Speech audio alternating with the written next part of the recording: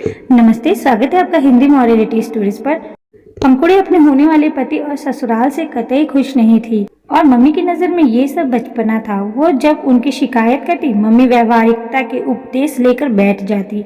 समझौता तो लड़की को ही करना पड़ता है। मुझे देखो, एक सुंदर साड़ी खरीदने की, एक मनपसंद गहना ले पाने की ख्वाहिश में उम्र बीत गई।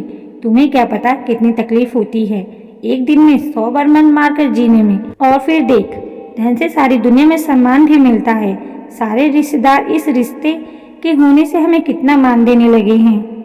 पंखुड़ी का चित्कार करता मन ये मानने को तैयार ही नहीं था कि अब नयन से उसका कोई रिश्ता नहीं रहेगा। उसे अब जिंदगी भर के लिए किसी और को समर्पित हो जाना है।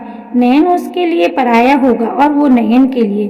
क्या 7 फेरों की अग्नि कोमल भावों को जलाकर राख कर पाएगी?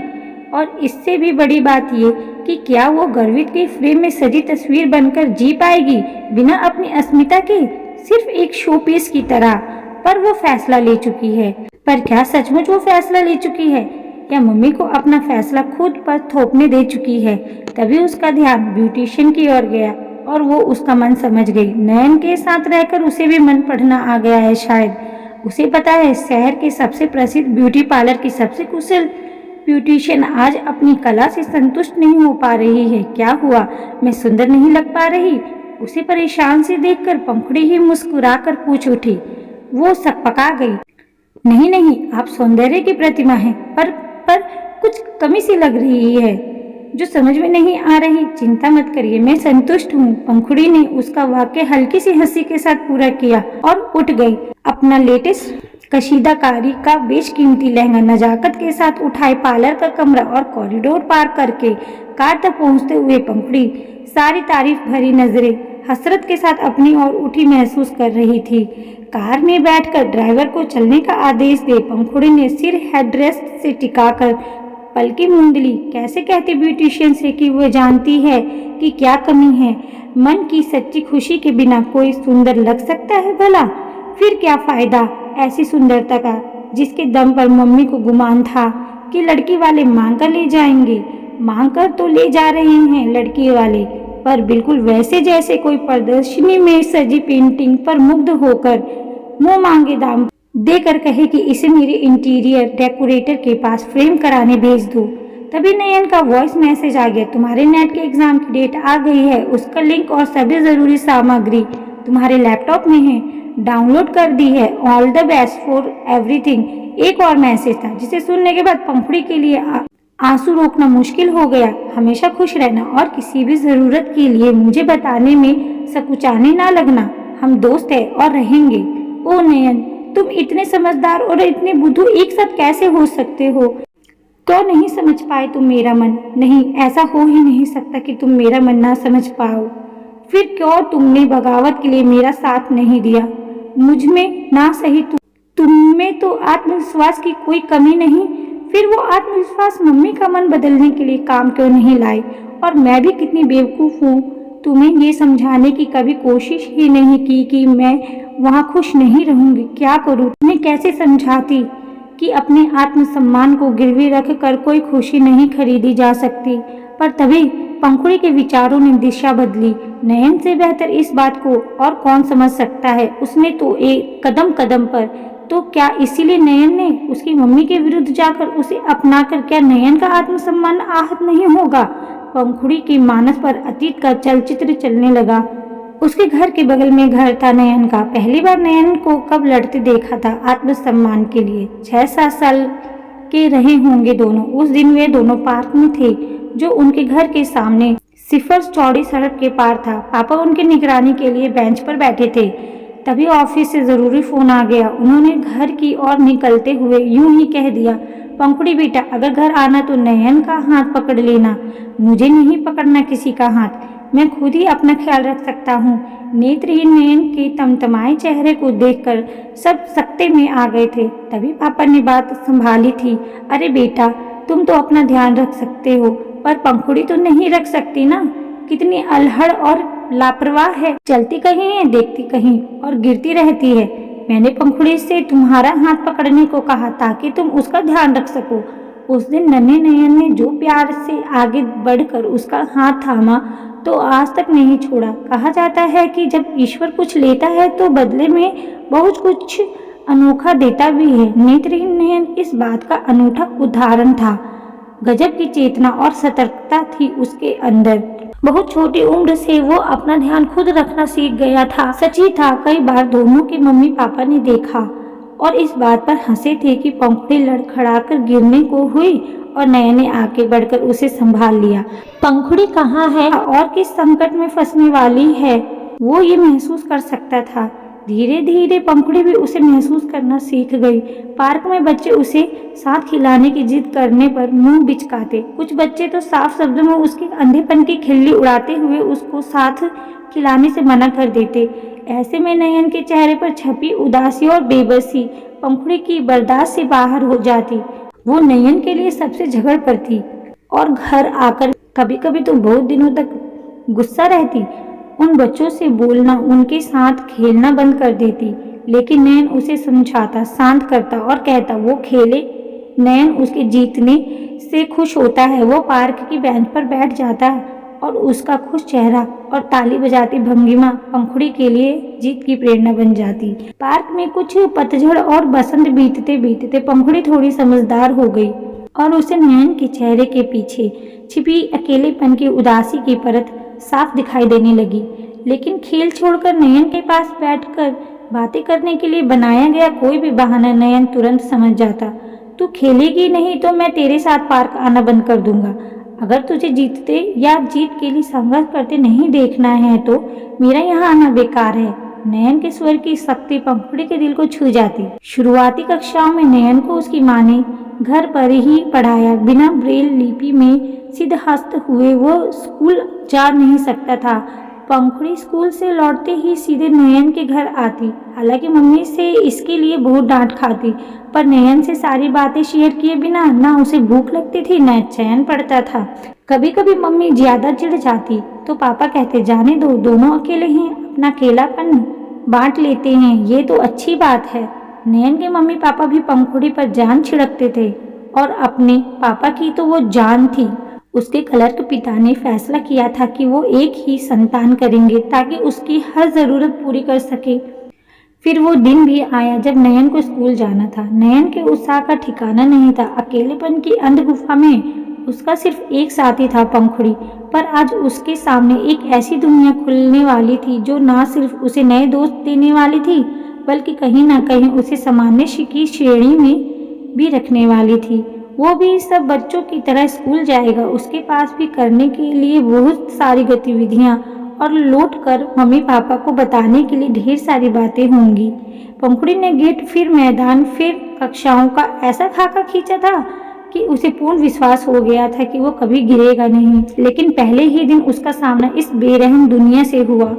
कुछ उसकी अतुलनीय मेधा तथा संजीदगी थी और कुछ अध्यापिकाओं की संवेदनशीलता और सहानुभूति की। पहले ही दिन से उसे अध्यापिकाओं की इतनी प्रशंसा और प्रोत्साहन मिला कि वो कुछ बिगड़े विद्यार्थियों की ईर्ष्या का कारण बन गया। वो उसे तरह तरह से परेशान करते, सिर्फ उपहास ही नहीं उड़ाते बल्कि उसकी नेत्रहीनता का फायदा उठाकर उसे चोट पहुंचाने का भी कोई मौका न छोड़ते। स्कूल खुलने के 10 दिन ही बाद पंखुड़ी की बैडमिंटन की इंटर स्कूल प्रतियोगिता में चयन के लिए प्रतियोगिता होने वाली थी। नयन को पंखुड़ी के ही वर्ग में रखा गया था ताकि वो अकेला महसूस ना करे। प्रधानाध्यापिका ने भी पंखुड़ी को बुलाकर समझाया था कि वो नयन का विशेष ध्यान रखे। यदि बच्चे उसके साथ दुर्व्यवहार करे तो तुरंत सूचित करे। लेकिन पंखुड़ी को पूरा समय खेल के अभ्यास में जाना होता था। वो लंच के समय या अति आवश्यक क्लास अटेंड करने ही कक्षा में आती और नयन से पूछती कि सब ठीक है, तो वो खुश नजर आता। उस दिन पंखुड़ी बहुत खुश थी कि दर्शकों की भीड़ में नयन भी होगा, उसका उत्साह बढ़ाने को। उधर वो शरारती लड़के नयन के साथ कुछ और ही खेल खेल रहे थे। वो नयन को खेल के मैदान की बजाय बिना बाउंड्री वॉल वाले टेरेस पर ले गए थे। एक ने उसकी छड़ी छीन ली और उसे रास्ता ढूंढने को कहकर ठहाके लगा रहे थे कि एक अध्यापिका पहुंच गई। तुमने अपनी दोस्त पंखुड़ी या किसी अध्यापिका को पहले क्यों नहीं बताया? उन बच्चों को सजा देने के बाद प्रधानाध्यापिका ने नयन से पूछा। पंखुड़ी को पता नहीं चलना चाहिए। वो बहुत भावुक भी है और गुस्सैल भी। अगर उसे पता चला तो वो मुझे छोड़कर अभ्यास में नहीं जाएगी और मेरे लिए लड़कर इतना गुस्सा पाल लेगी मन में कि खेल में ध्यान भी नहीं लगा पाएगी। इस तरह किसी इंटर स्कूल प्रतियोगिता में जाने का उसका ख्वाब पूरा नहीं हो पाएगा। मैं नहीं चाहता कि मेरे कारण ऐसा हो। वैसे भी मेरे जीवन की व्यवहारिक समस्याओं से मुझे ही जूझना सीखना चाहिए। नयन की समझदारी और आत्मसम्मान की भावना उस दिन दरवाजे पर उसकी बातें सुन रही पंखुड़ी के साथ साथ अध्यापिकाओं की आंखों में भी पानी ले आई थी। घड़ी की सुइयां अपनी गति से चलती रहीं कि सूर्य की दहलीज पर कदम रखने के साथ ही पंखुड़ी का असाधारण सौंदर्य लोगों की प्रशंसा के साथ साथ ईर्ष्या और पंखुड़ी की मां के असाधारण सपनों का कारण बनता जा रहा था। 18 की होते होते उसके लिए रिश्तेदारों ने 3-4 रिश्ते बता दिए।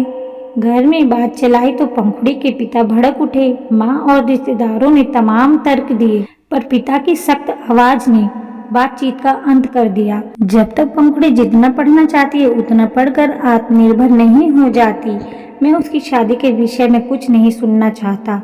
दरवाजे के पीछे से सब कुछ सुन रही पंखुड़ी का मन हुआ दौड़कर पापा से लिपट जाए।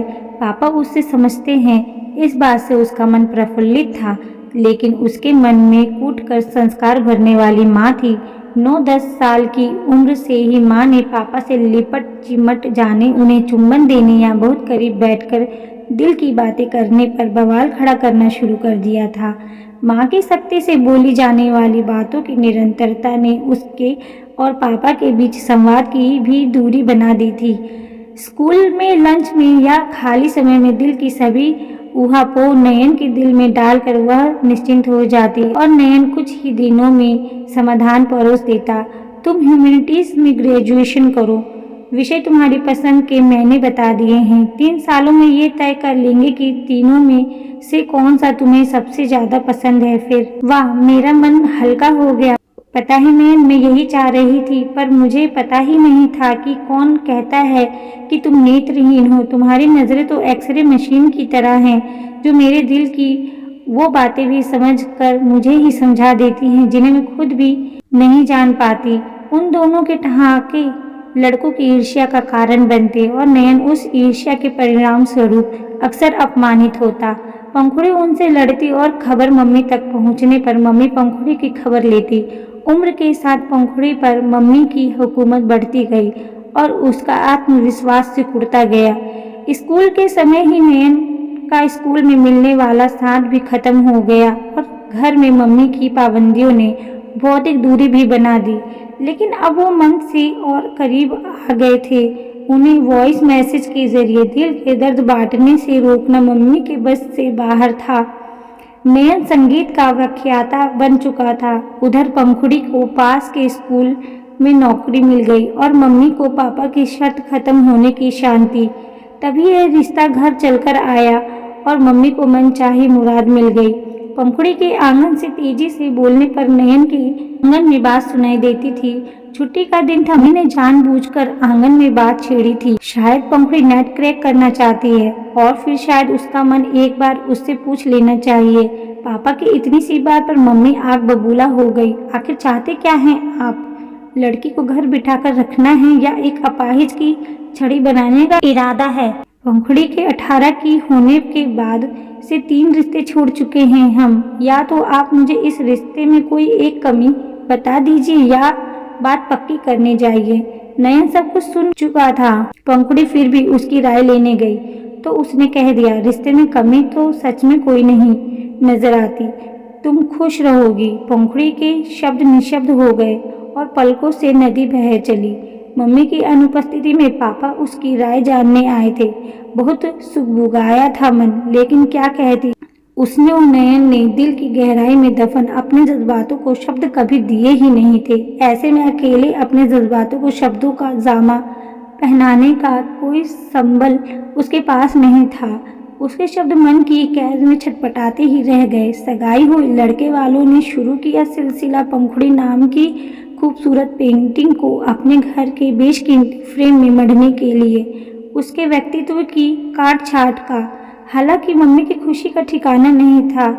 पहली बार महंगी सोफर ड्रिवेन कार पंखुड़ी को शादी की शॉपिंग के लिए लेने आई थी, लेकिन शॉपिंग से लौटकर पंखुड़ी रोते हुए मम्मी से लिपट गई थी। शॉपिंग के दौरान महंगे रेस्टोरेंट में लंच के लिए गए थे वो। उसके होने वाले पति गर्वित ने उसका मजाक बनाते हुए उसे कांटे छुरी से नज़ाकत के साथ खाना सीखने की हिदायत दी थी।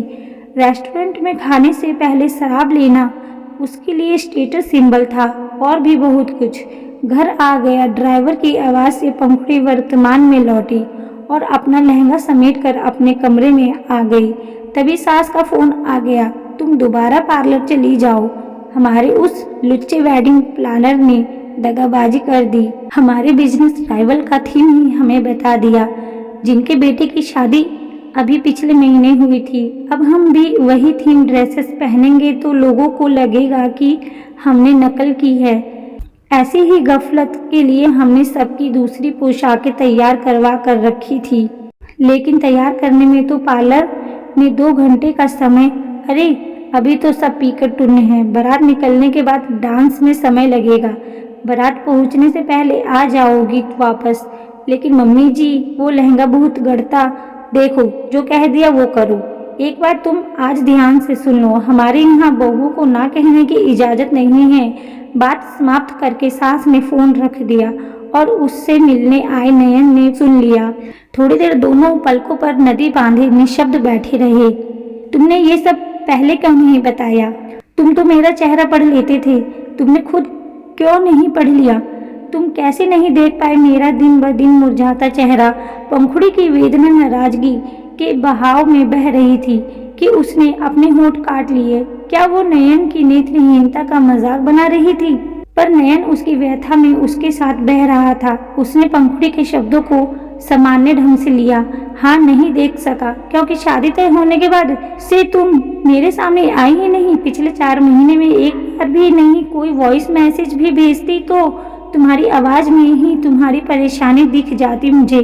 मैं तो तुम्हारी दूरियों का कारण ये समझता रहा कि तुम 7 फेरों की पवित्र अग्नि के सामने किसी और की होने से पहले मेरे प्रति अपने अनुराग को भूलना चाहती हो, इसीलिए भौतिक दूरी का सहारा ले रही हो।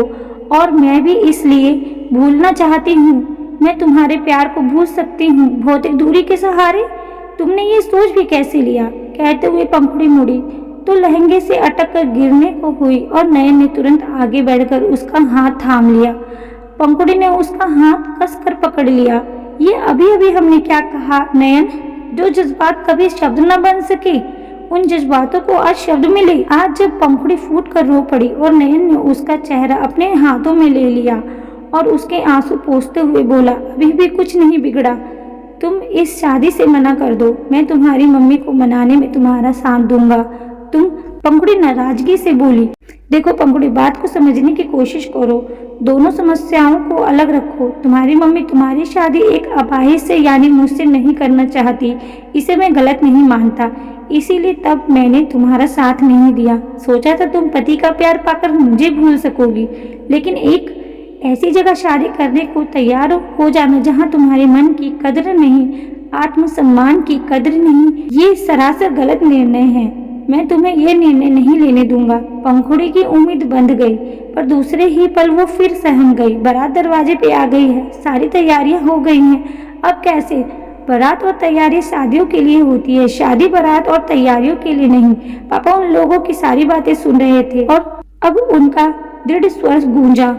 वैसे भी बारात दरवाजे पर नहीं, जनवासे में है, जहाँ ज्यादातर लोग पीकर धुत है। पिछले 4 महीने में मैं उनके अहंकार और तानों से आहत होकर भी चुप रहा, ये सोचकर कि मेरी बेटी खुश है।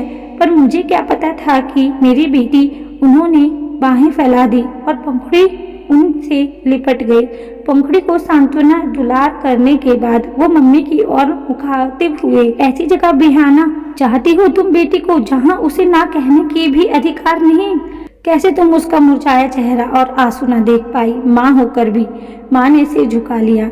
मुझे भी स्थिति की गंभीरता का एहसास आज ही हुआ जब पंखुड़ी की सास का फोन मेरे पास आया। बड़े ही अहंकारी लहजे में पंखुड़ी की दोबारा तैयार होने की ना नुकुर की शिकायत करते हुए। पापा ने तुरंत पंखुड़ी की सास को फोन लगाया। आपके यहाँ बहुओं को ना कहने का हक नहीं है ना? पर हम तो ना कह सकते हैं। नाजों से पाली बेटी है मेरी, एक इंसान, एक व्यक्तित्व, कोई तस्वीर नहीं जिसे आपके घर के फ्रेम में बढ़ने के लिए दे देंगे।